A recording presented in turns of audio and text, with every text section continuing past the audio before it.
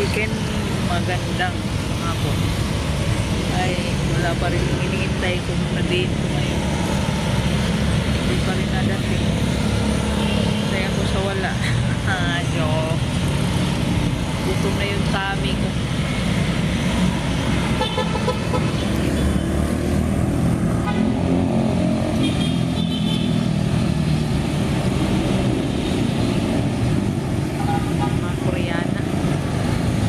Ito siguro yung mga dito, hindi marunong mag-Bisaya. Hindi kami magkaintindihan ito. Ba yan? Nagala ang mga person.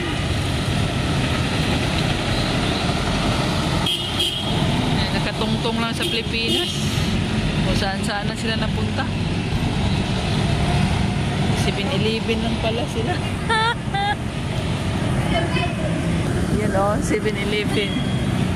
Sana ba yun? Hindi pala yun sila eh. Sarap kumain eh guys.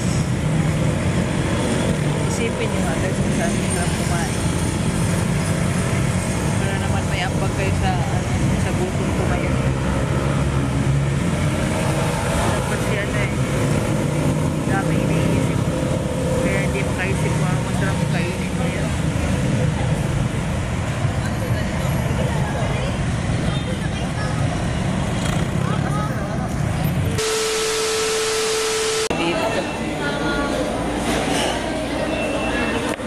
Ako na lang mag-isa muna dito si Jollibee. Take out na lang.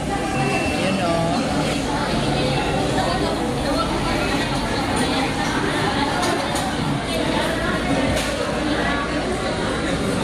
Take out ang person ngayon. 2,000 years later. Kain tayo. Kain tayo.